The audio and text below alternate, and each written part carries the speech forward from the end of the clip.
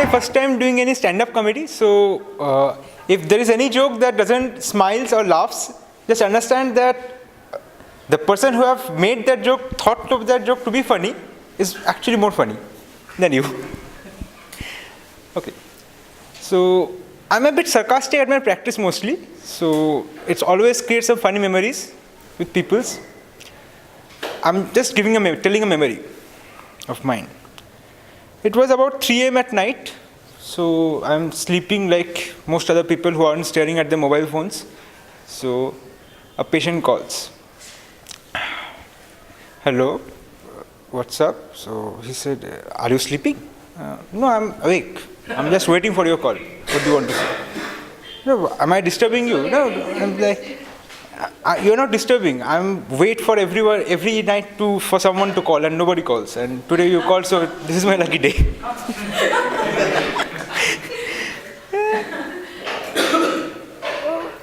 So now, am I really disturbing you? No, now you're disturbing me by talking about disturbing me. That's lovely.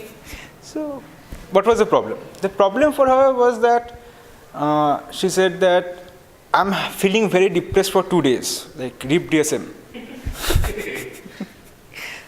What was the reason? And the reason was that she had just lost some boyfriend or something like that. If anyone calls me at 3 a.m. at night of this 20 to 25 year age old female, it's probably a breakup. It's obvious. Everybody thinks there is the worst breakup of their lives. They love their people the most, and everybody thinks that they are in the worst patch of their lives. It goes on. So I asked her that, what are you willing to do right now? So she said that I want to go to a temple and pray to God that he gets his punishment. Okay. Best of luck. Yeah, actually, religion and psychology go very hand in hand. Because only people, when they're weak or down, they look for religion or psychology. I haven't seen any lottery winner to come to a psychologist on the next day. Or to a temple, for that matter. Even if you go to the history of a religion, most religions, the most religious people, the sadhu gurus or the gurus, or they were called, they were actually good counselors. Yes. Yeah. Goes without saying, they know psychology.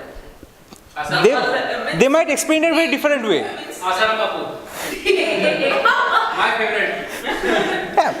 Even if someone has are there any Hindus in here? Most people are Hindus here, I guess. Yeah, Hindu. He is a little bit confused. I'm confused. I was Hindu, but Whatever. So in Hinduism, if you see that the code of Hinduism is basically, if you go to the code, the Mandukya Upanishads, or that is considered the code. In Mandukya Upanishad, it says that the self is the lord of all, inhabitants of the heart of all, creator and dissolver of beings. That's basically what Freud says in the id super ego concept. So basically, both in the psychologist is basically a sort of doctor of the minds, and we are a doctor of the bodies. So I guess it says, who's better? Easy as number. Okay, I learned a few things from you people, psychologist people, from Monica especially. I learned that my father was a visual learner. She taught me what is a visual learner, what is an auditory learner. That's the only thing I understood. Except I didn't get those thought changes, reciprocal thoughts, that sort of pattern. I didn't understood that. So how did I learn? My dad was a visual learner. So my dad used to call me when, my dad is not a tech guy, absolutely not a tech guy, but he is very frank with me. So he asked me, I have clicked on a page and it says a 404 error. And I used to tell him that it means that the website has changed its address. The website is not there. And he never understood that. So he always again called me, what is a 404? What is a 404? One time I told him, it is like you had a girlfriend and she left town without telling you, and you go to her address and found that the door is locked.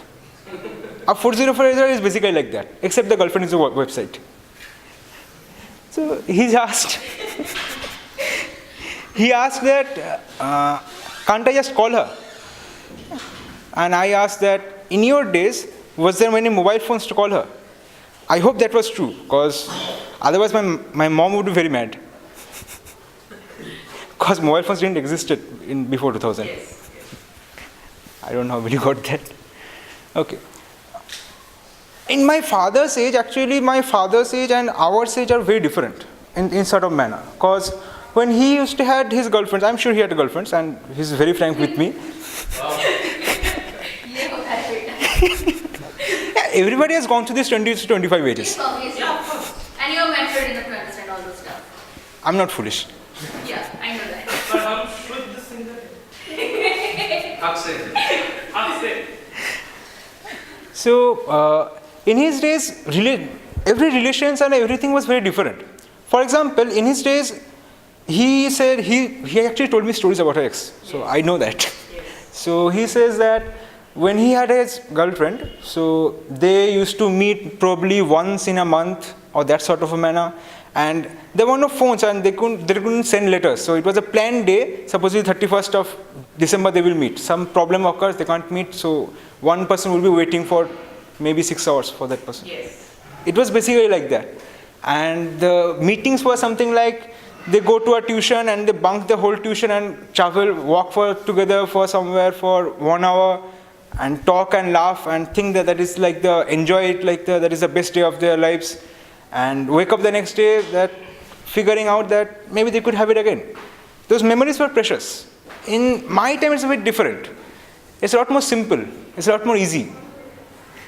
Basically, most of the people of my age group, I guess our relations exist in the servers of WhatsApp and Facebook. Yes. Not in the memories of people. Because what do we remember? We remember something that is, we don't think we can have it again. If we know if we can have it again very easily, we won't remember it. And in our days, everything is easy. I can chat to a Facebook, I can text to 100 people at a time. It doesn't matter, everything is easy. And the benefit of that to me was like, if I have an argument with someone, that I have to argue with someone, I can just call back the chat and look at what she has said and just give it back. In her time, he had to remember everything. If you have to say something back, you have to remember what he said 1 year back. It's very different from my age. Yeah, I just call up the chat, see what she has said 1 year later, and then, you have said this, you have said this. I'm doing that thing.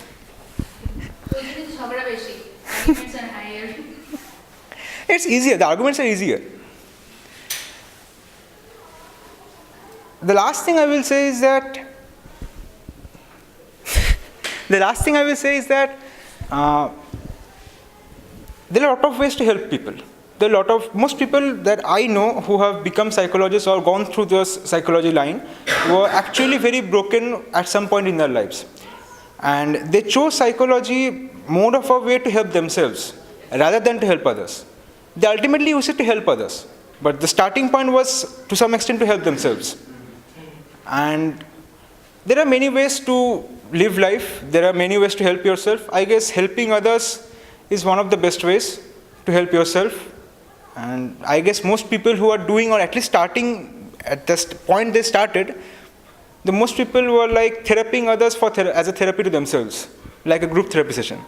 Yes. True. Thank you. Thank you.